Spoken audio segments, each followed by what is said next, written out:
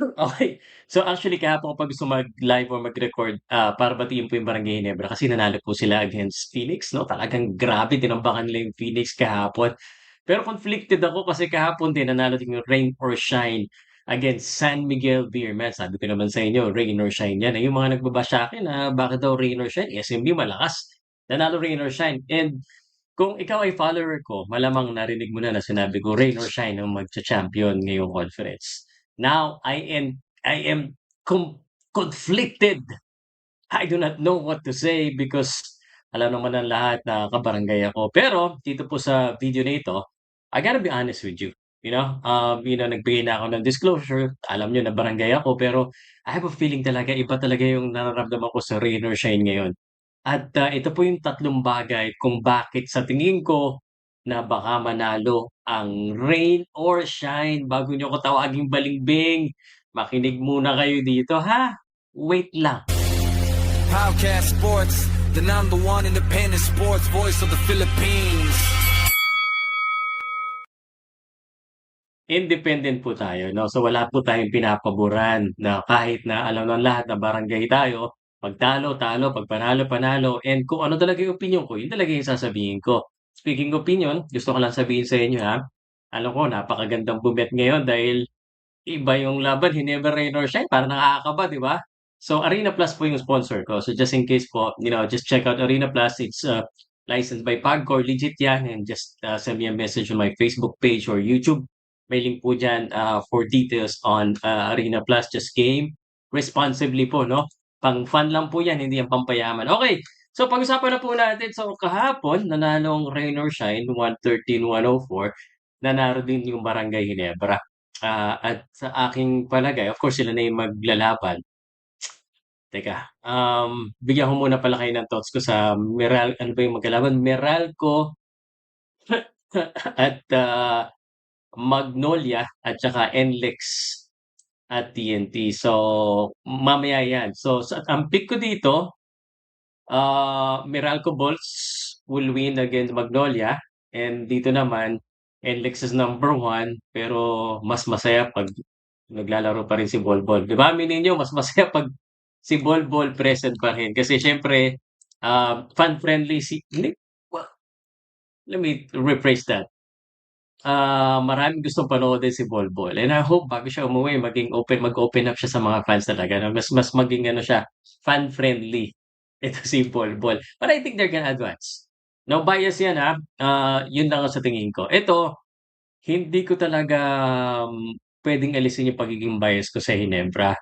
Mahirap, 'no? So, kaya abangan niyo hanggang sa dulo. Pero sa tingin ko may tatlong bagay na puwede pong tumalo sa Barangay Ginebra at, sabihin niyo sa'kin kung agree ka or hindi, okey? So, naglagay na ako dito ng pointers ko. So, number one, import.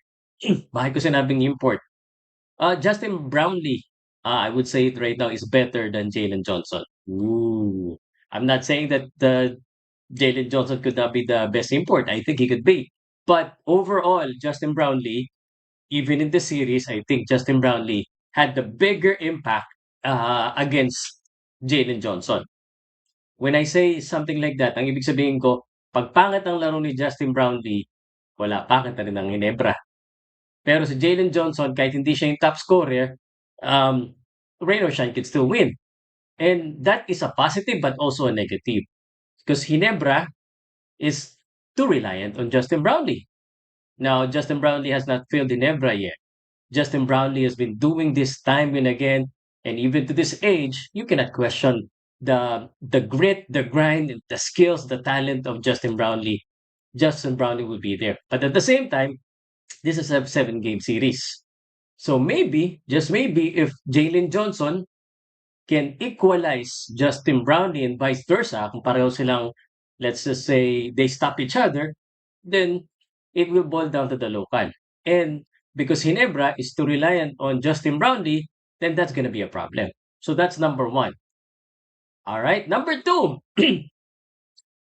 I think everyone in rain or shine is a threat. Now, may magtatanong, Sir, malalim din ang bench ng Ginebra.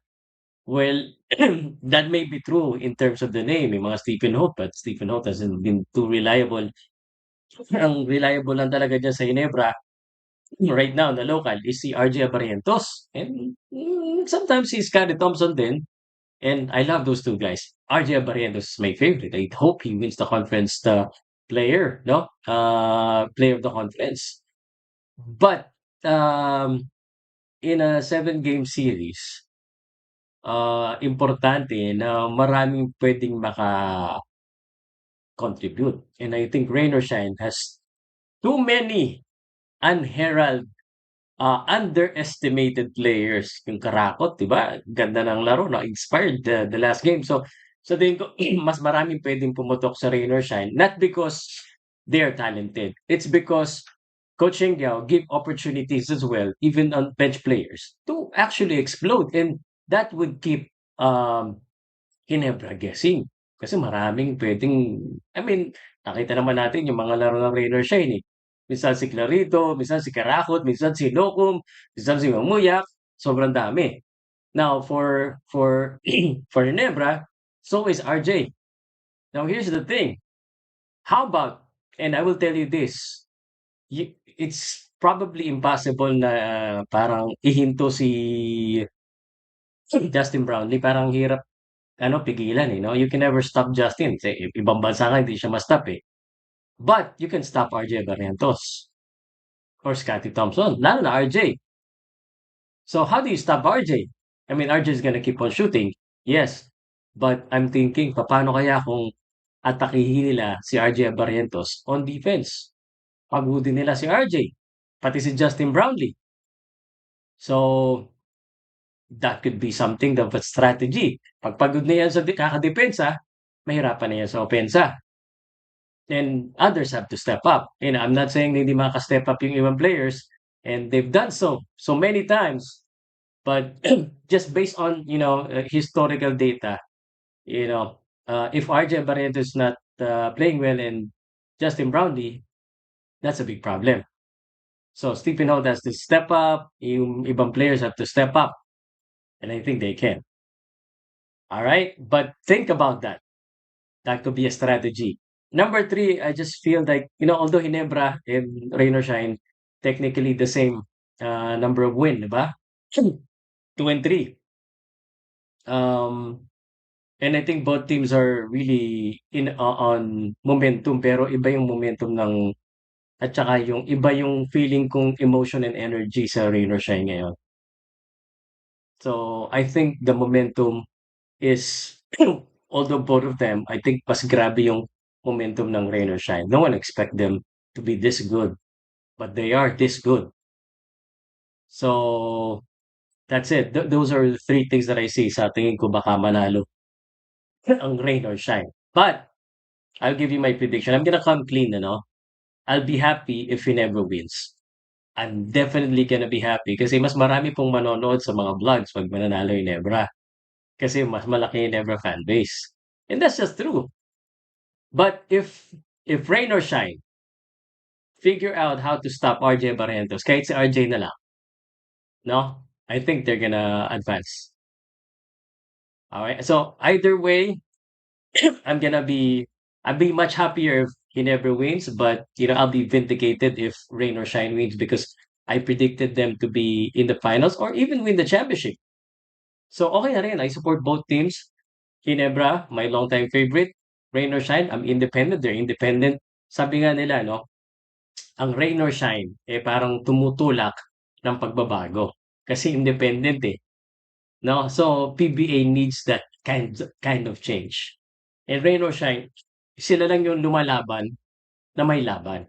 You see where I'm coming from there? Meron lumalaban pero walang laban, eh. Rain or shine, they figure out a way how to fight and how to actually win. So, ang hirap magsalita. I mean, let's just say that yung puso ko baligtad, 'no? Yung puso at saka statistics talagang, um, Hinebra, eh. But rain or shine, I have a gut feel kasi nakita ko sa bolang kristal, eh. Umaraw man o umulan, rain or shine. See what I did there?